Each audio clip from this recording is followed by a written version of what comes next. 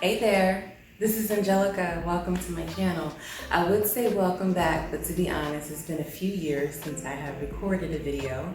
And all those old videos are still up there in the archive, but instead of saying welcome back, I'd rather just say welcome. So let's touch on the topics that we will be discussing today real quick.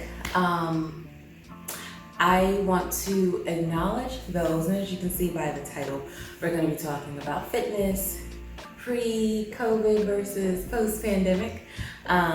It's semi-post because there's another surge, the numbers are going back up, so I hope you guys are staying safe. But I want to acknowledge those who took full advantage of working from home. Maybe your circumstances changed, maybe you were in a household where maybe you and your spouse decided only one of you would work so the other could stay home and watch kids, and it was a great opportunity for you to lose weight during this time.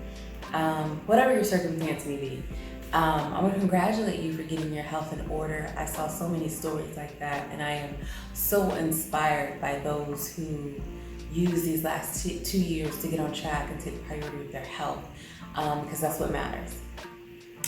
I also want to say hey there to those who maybe they regress, they digress, they went backwards, such as myself, where I was very, very fit prior to the pandemic. And for me personally, I experienced some depression that was really, really hard during these last 2 years. And so now I am trying to get my fitness back on track. And so if you were like me and maybe your health at one point was a priority, but it took a back seat during the pandemic, I get it. I see you. Just know that your self-worth is not any less if you gained weight or maybe your opinion about your image has changed. You are still valued. You are still worthy at any and every size. So I see you. You're not gonna stay there forever. This is just a moment in time.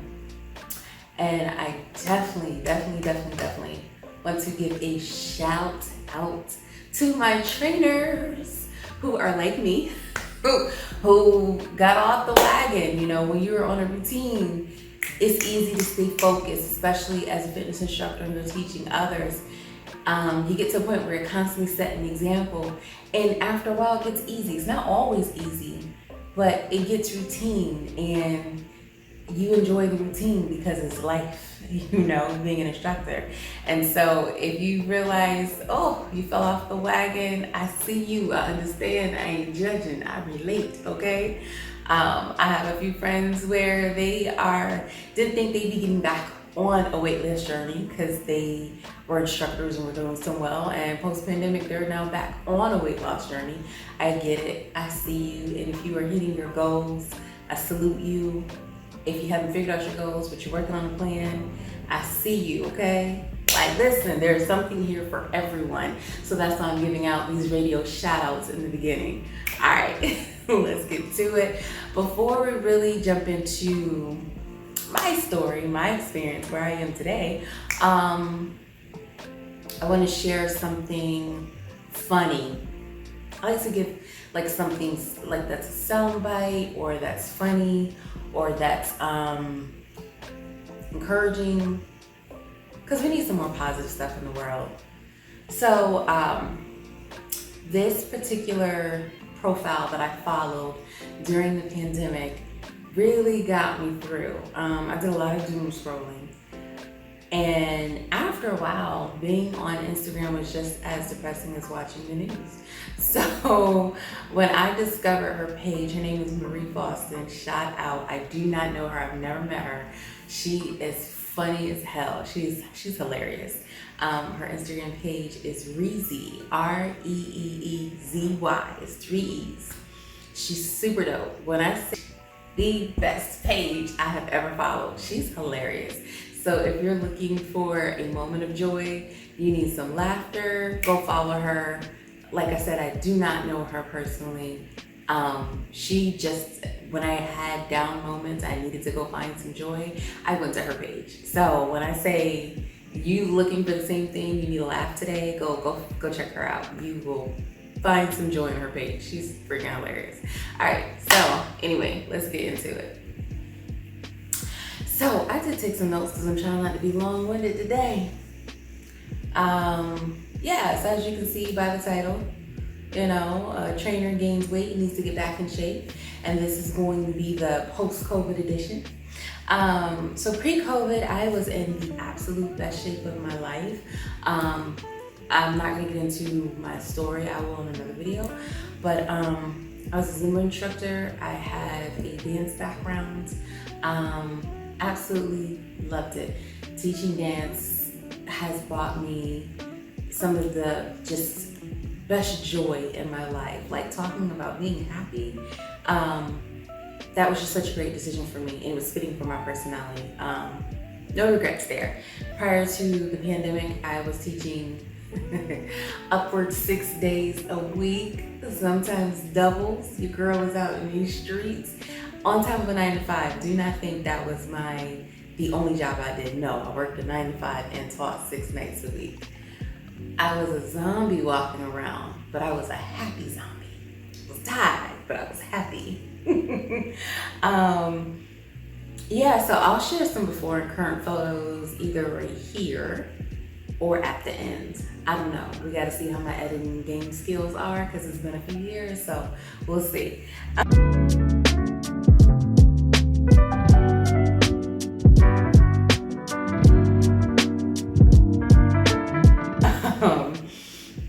But yeah, like my energy, my mood, everything was great.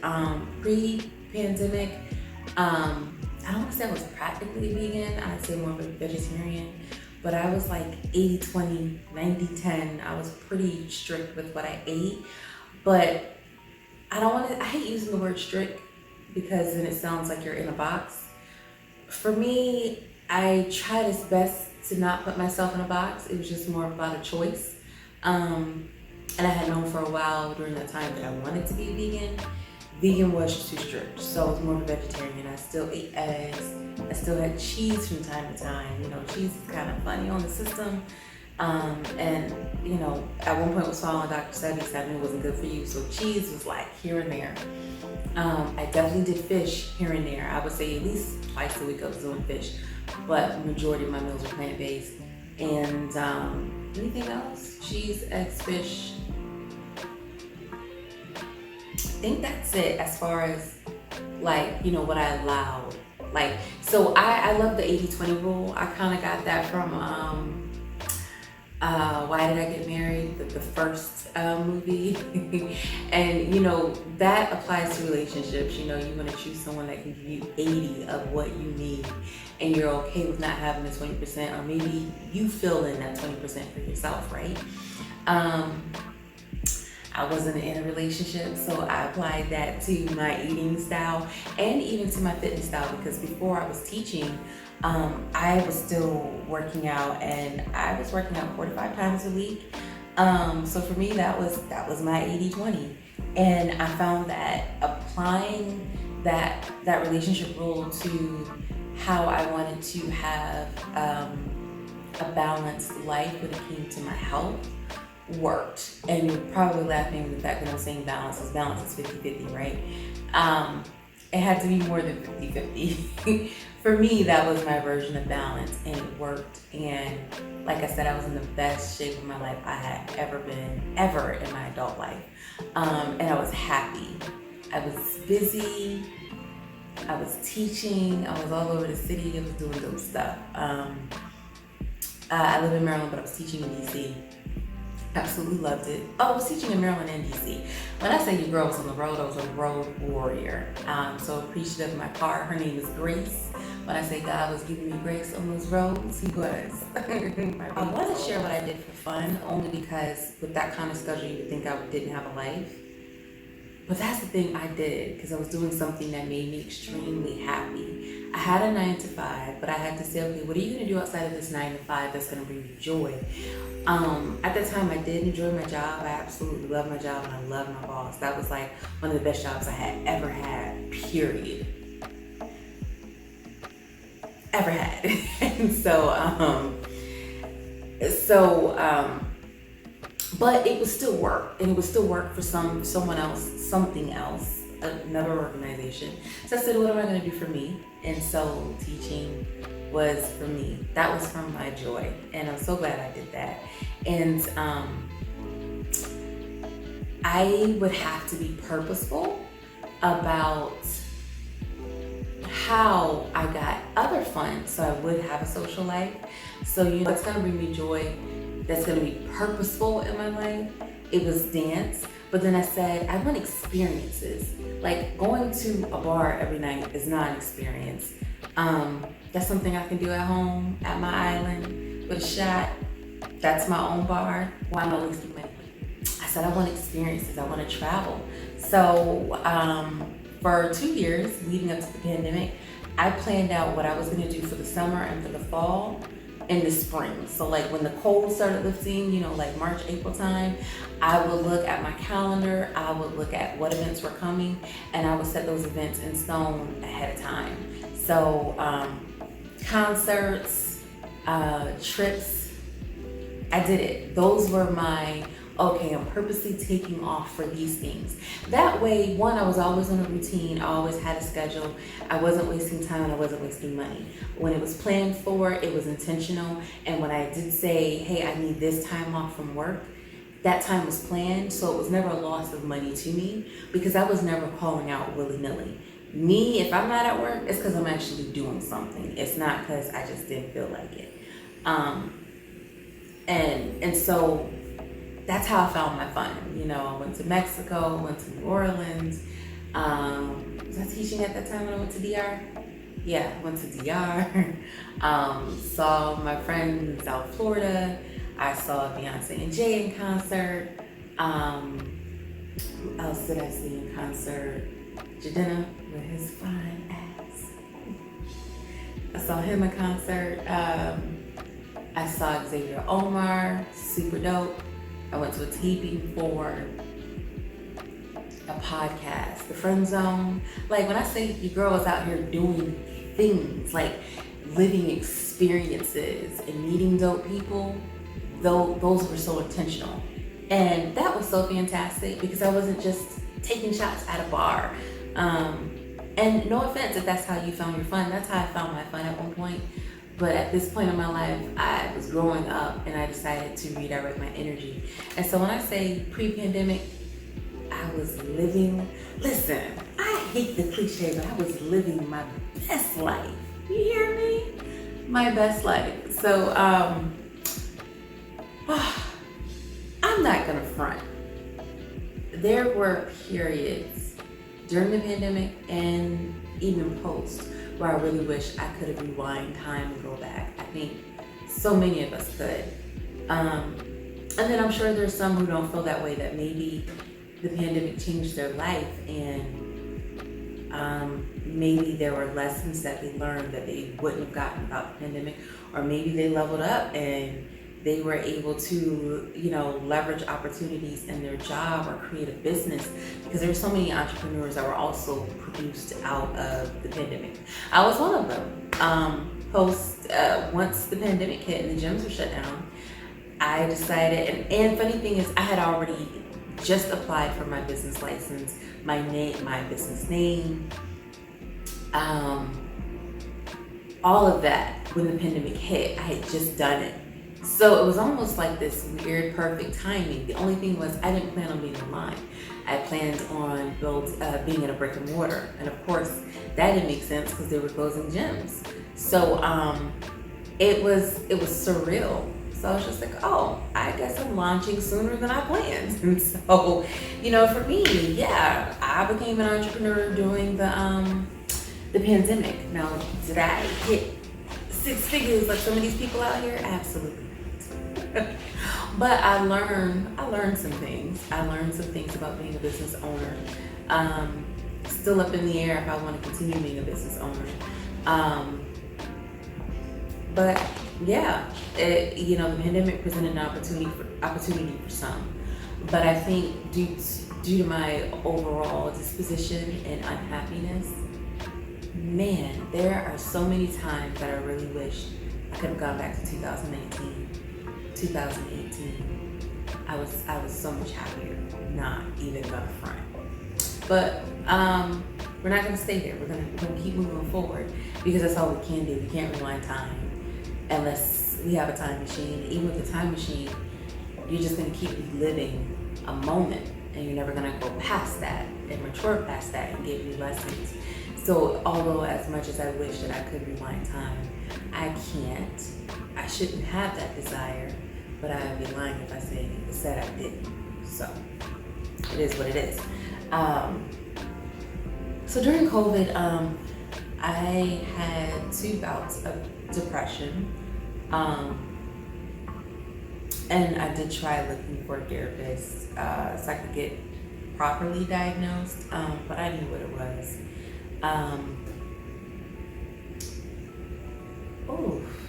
I knew I had planned on talking about this when I decided to create this video, but revisiting it right now is kind of hard. So I hope I don't cry. Don't want to. Like when you're a social butterfly, when you love being out, you love meeting new people, you enjoy spending time with your friends, or family, or both. It is really hard being in the house all of the time. And for a while there, I want to say the first like 8 or 9 months into the pandemic, I stuck with a routine. I created a schedule for my clients because, like I said, I ended up going online and teaching and opening up my own business to teach.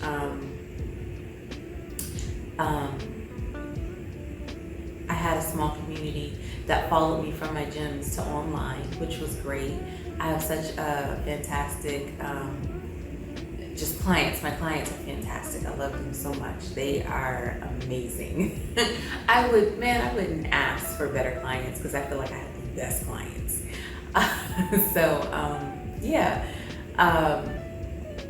So the first like 8-9 months of the pandemic, I was doing good. I was staying consistent. I was gaining a little bit of weight because I don't think I was moving as much because I wasn't teaching 6 times a week anymore, but I was teaching 3 times a week. And when I wasn't teaching, I was trying to get a workout on my own. Of course, my gym attached to my apartment also closed. I had 2 other gym memberships because I worked all over the place. Teaching 6 times a week, I was teaching at 3 different facilities. So when I say your girl had access to gyms all over the place, yes, the access was real. And then I also paid for my own membership somewhere else because when I didn't have to travel into the city to have access to those gyms, I wanted my exercise to be convenient. Because here's the thing, for anybody that's ever been on a weight loss journey, you're not going to do it unless convenience is attached to it. Let's just be honest. So you're currently deciding on whether you need to get a gym membership somewhere, be a member at a kickboxing studio, commit to a dance package. You found a Groupon, you're not sure if you're going to go to all of the unlimited classes. Do it. 1, do it. 2, if it's convenient, do it. Because if what you're doing currently is not working, it's not ever gonna work. So if you keep trying to convince yourself that you go to the gym downstairs is attached to your apartment, which you should because it's convenient, you're already paying for it. But if you're like me, where once you get home, that's it, you're home, then you need to be finding your resource outside of home. Also, if you're paying for something, you're likely gonna use it. So if you are literally in a cycle of insanity where you keep thinking something's going to work and your results don't change, you need to break that cycle and go ahead and commit. If you're paying for it, trust me, you'll go. If you want to try an experience and you're just not sure where to go, hit Groupon and get one of those 30-day trial memberships, because once you get going and you start some consistency, you'll keep wanting to go. Don't be afraid to invest in yourself. Okay. Commercial break over. So anyway, so after that 9-month period, that's when it got bad. It got bad, but it got good at the same time. I manifested my place. I had always wanted a loft. I had wanted a loft for years. And I was very specific with what I wanted, and I got it. And the depression had already started before my move, but I was really looking forward to my move because I would be in a major city, and I'd have more access to do stuff. Yeah, that didn't go as I planned because, we were still smack dab in the middle of COVID. Nobody was outside. I have a park here, and even going to the park's cool. During the fall, right before winter, we did see people at the park. Because at the park, that's all you could do. Like, everybody was at the park. That was like the only outside part you could do, was just going literally to the park. And so I did that for a little while, but that ran its course. November came, it got freaking cold here, and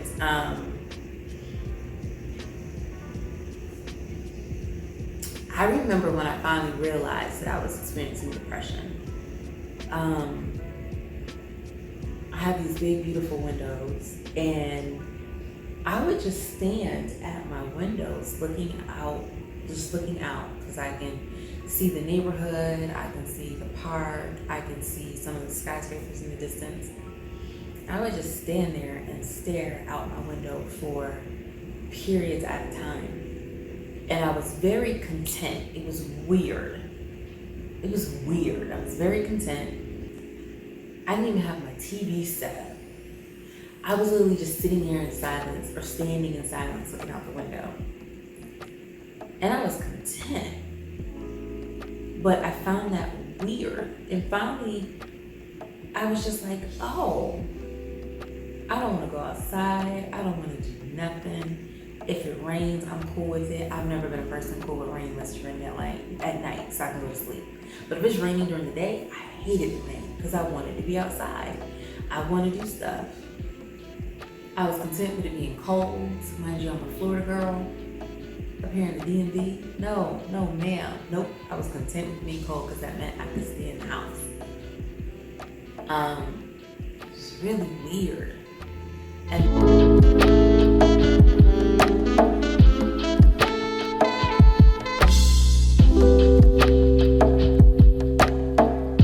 then it was kind of a fleeting thought. Oh, I think I'm depressed, but I still wasn't sure. And finally, a family member who had experienced depression and being diagnosed, she said to me, "Are you depressed? Are you okay?" And I was just like, "Oh, okay. I thought so, but I wasn't sure." I said, "Okay, so that's what it is. That's what I'm experiencing." And I did try looking for a therapist, not immediately. Honestly, I just thought it was something I would work through and I would be okay. And at some point, I had also taken a break from dance, from teaching. And at some point, I want to be very careful because I don't want to say the cloud lifted or I just came out of it, because there are some people who deal with lifetime depression, deal with heavy clinical depression, and it's not always that easy where the cloud just lifts or you just come out of it. So I want to be careful with saying that, but for me something shifted, and it didn't feel so heavy after about, it was a minute. I want to say 4 months, maybe 5, somewhere around there. I knew about being grateful and having gratitude, and how that can shift your perspective on how you look at things. And I don't know what clicked, but I decided to do that, and I got a grateful jar. And I said, I don't care what it is, I'm gonna make it a point to every single day write something down that I'm grateful for, no matter how little it is, and put it in this jar.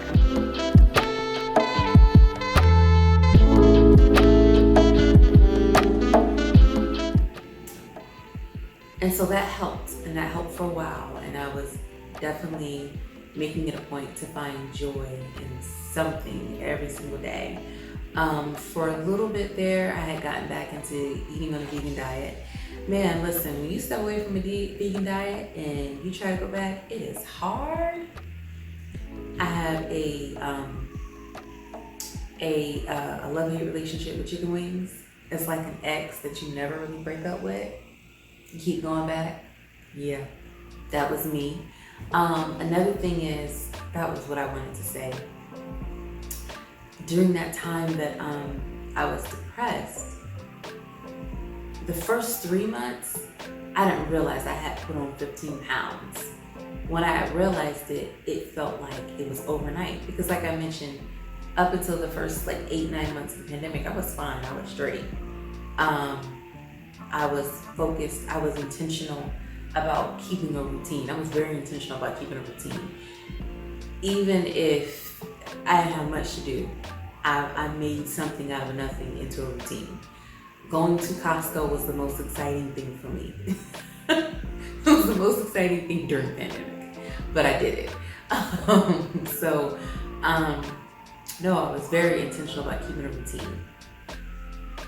But once it hit, I didn't realize that I didn't realize something had shifted right away. I didn't realize that I was eating whatever I wanted and not really paying attention. I just thought I was having sushi here and there, but no big deal. I was still drinking a gallon of water every day. I'm not a big sweets person, so it wasn't like I was having dessert and stuff, but give me some chips, give me some bread, give me some rice. I'm your girl. And so those 3 months flew by, and then I was like, oh, what's up with my scale? I think it needs to be recalibrated. I definitely said that. I did. I was just like, the settings are off. 15, that ain't right.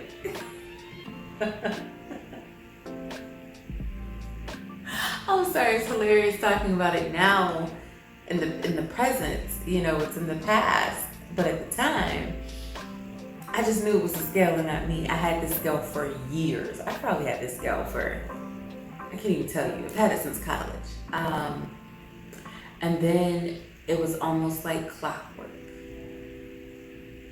In the fall came, and I fell right back into that heavy depression. The first time it happened, I didn't know what triggered it. I still don't know what triggered it. I really just think it was from not being social and seeing friends and being able to travel. I think that was why. And although I have my sister, me and my sister, at one point we're living together, and then we later decided to get our own places. I had her, so I had someone to endure it with. So that's probably why it wasn't so bad in the beginning. I just don't know what triggered it the first time. But the second time, I knew it was because of work. It was work related. I was super, super stressed.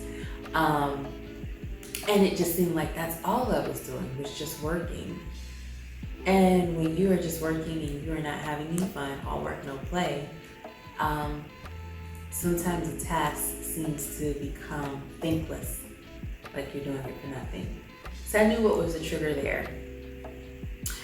I did start looking into finding a therapist, and I didn't find it very, very affordable. Before y'all mentioned BetterHelp, it just wasn't for me. So yeah, I did find some outside resources to find a therapist, but either they weren't a good fit or it was not in your girl's budget. So to be honest, it was a combination of just, all right, me and God, we're gonna have to work this out. Some prayer. Lots of prayer, lots of journaling, and I don't particularly enjoy journaling, but lots of journaling, lots of meditation, like every day, finding some meditation to listen to get my mind right, especially in the morning, and yoga. That doesn't mean that I don't still need therapy. I absolutely do. But I'm in a much, much better place mentally than I was last fall, so I'm super grateful. And now that it's semi-post-pandemic, I say semi because we still around here surging. I am going out, and I'm trying to make it a point to go out. Although I'll talk about this in the video, it's kind of hard. I feel like I've now become a semi-introvert. I am legit okay with being home. I think I would rather just host and have people come visit me, because getting out of the house is a challenge. I'm gonna leave home, but I live in a dope area, so I should be outside.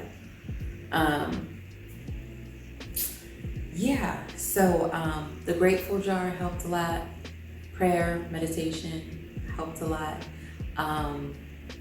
And now I am just kind of in this space of, all right, so post-pandemic, what do we do? How do we get back to where I was in 2019? Physically, mentally,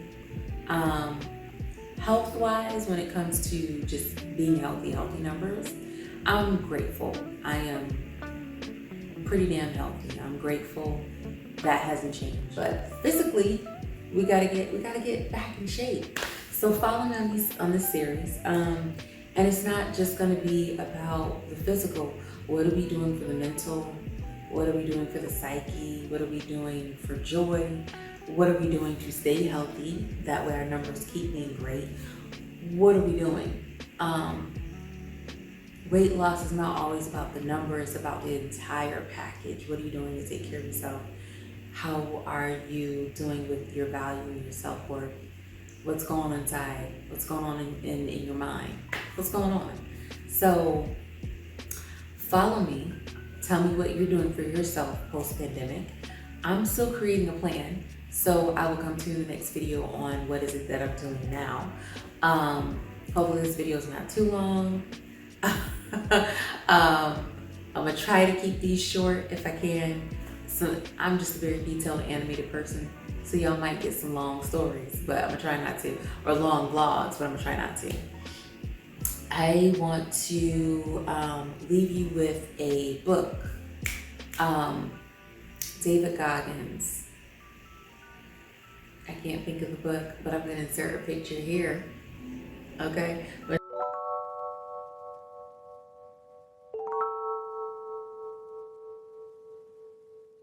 Amazing. If you're looking for something that's going to help build your mental acuity, your mental toughness, this man has been through so much, he's experienced so much. He has challenged himself throughout his entire life to just keep evolving and growing and being a better version of himself. I am so inspired by his story, his life. I definitely plan on reading the book again, and probably again. So, but super dope. I encourage you to read it. Even if you don't know nothing about him, I didn't know anything about him. I saw one interview. I saw a 1 hour interview on Tom Ballou. Is that how you say his last name? Ballou. He's got a channel here on YouTube. Never heard of David Goggins, but this video came up in my feed. I decided to listen to it. I was sold. I immediately went online and ordered that book. And that book was one of the best, as far as when it comes to book lists, one of the best purchases I've ever made, one of the best books I've ever read. Inspirational, amazing.